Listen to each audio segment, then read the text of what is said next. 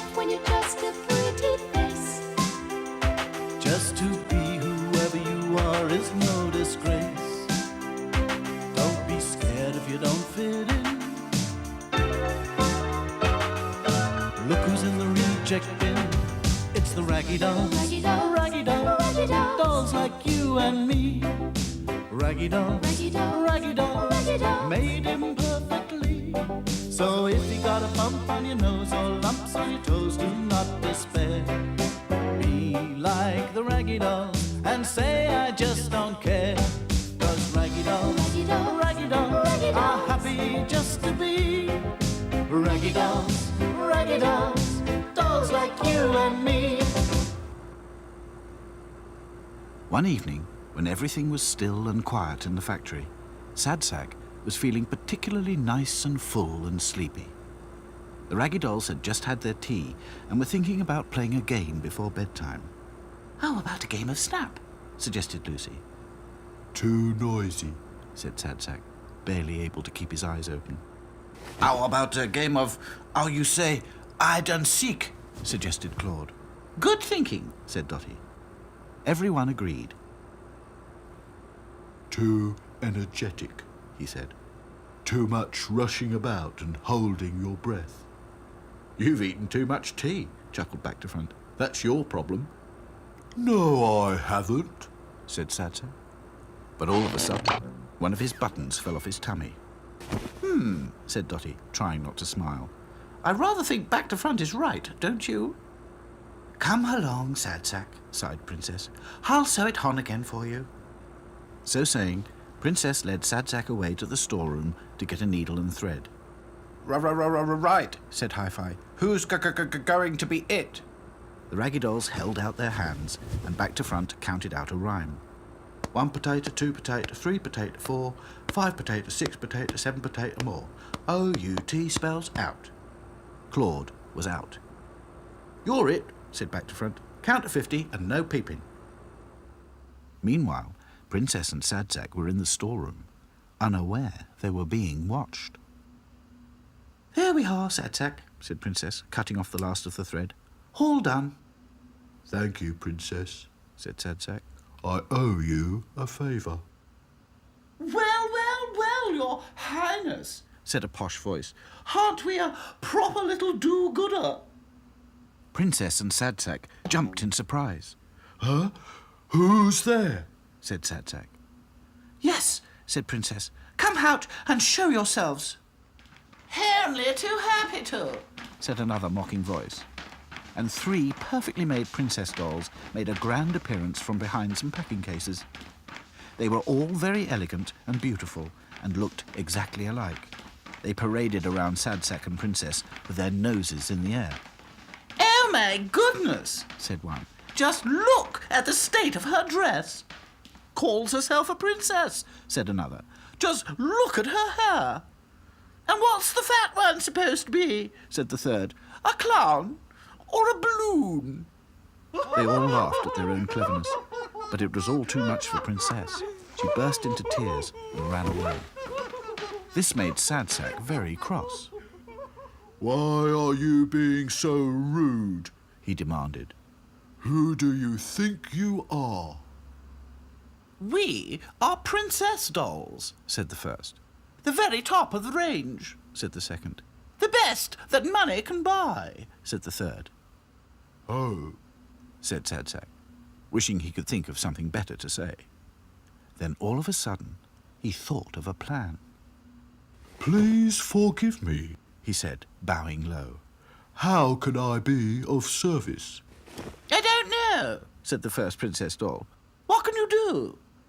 We're bored. Said the second. Perhaps you could amuse us in some way. Better still, Said the third. you can be our servant. Your wish is my command. Said Sadsack, bowing again. I shall prepare some entertainment for your delight immediately. As Sadsack took his leave, the princess dolls laughed their silly laughs again. Splendid, splendid, Said the first. and quick about it. Said the second. Look at his funny little legs. Giggled the third. But Sadsack wasn't interested in pleasing any stuck-up princess dolls. He hurried off to find the others instead. Unfortunately, they were nowhere to be seen. They were right in the middle of playing hide and seek. At last, he found Dotty, who was it. "Ah, Sad Sack," she said. "You better hurry up and hide. I'll count to 50. No, listen, He said. He quickly told Dotty all about the princess dolls, how horrible they'd been, and what his plan was. "Brilliant," said Dotty. "They need to be taught a lesson. They won't forget. It's a good job they don't know about the rest of us. I only hope we can find the others in time." The princess dolls were busy gossiping when Sad Sack returned. "Ah," said one of them, "here's our little fat servant. What have you arranged for us?" "It had better be good," said the others. I'm very sorry, said Sad Sack, but there's an emergency. It will be safer for you to stay here. "Safer? What do you mean?" The princess dolls listened wide-eyed as Sad Sack explained that there was a powerful wizard in the factory, and he was casting spells on anyone who didn't believe in him. "What rubbish!" said one of the princess dolls. "I believe you're just trying to trick us." Just then, Back to Front rushed into the storeroom. "Oh, help, help, save me," he begged. "Who are you? What's happened?" asked the dolls in alarm. "Oh, I'm just an ordinary handyman doll," explained Back to Front. "I saw this wizard, and he made my head point the wrong way, just because I laughed at his French accent." The princess dolls looked at Back to Front's head, and then at each other. "It must be true," they said. Then Lucy rushed into the room. "Oh dear, what am I going to do? That nasty wizard made my arms and legs all loose, and look, now my head comes off." "Oh, you poor thing! What did you do?" "I only laughed at his stutter," sobbed Lucy.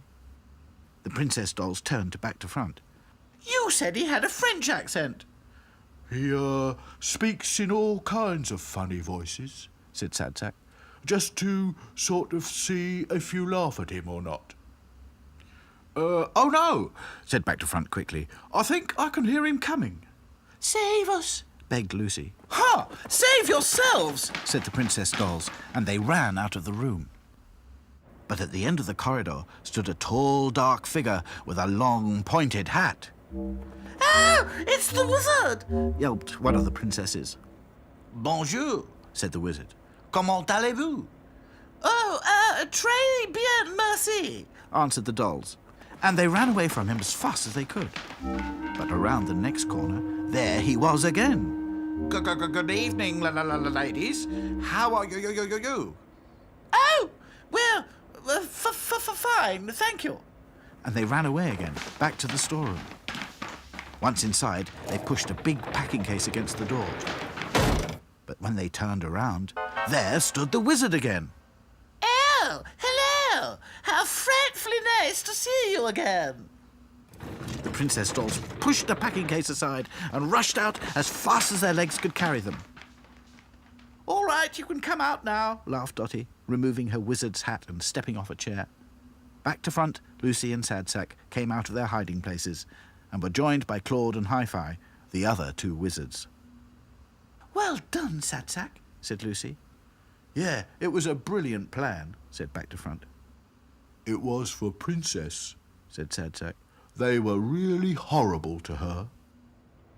Back in the reject bin, everyone agreed that teaching the princess dolls a lesson had been a lot more fun than playing hide and seek. "Just think," said Princess, when she had stopped laughing, "if the machine hadn't cut my hair and ruined my dress, I could have hemmed it up just like them."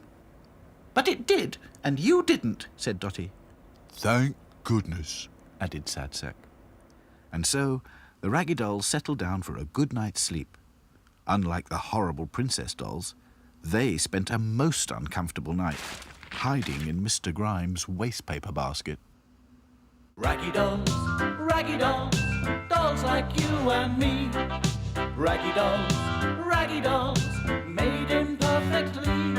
So if you're not at ease with your knobbly knees and your fingers are all funds, stand on your two left feet and join our Raggy Doll chums. 'Cause Raggy dolls are happy just to be Raggy dolls, dolls like you and me.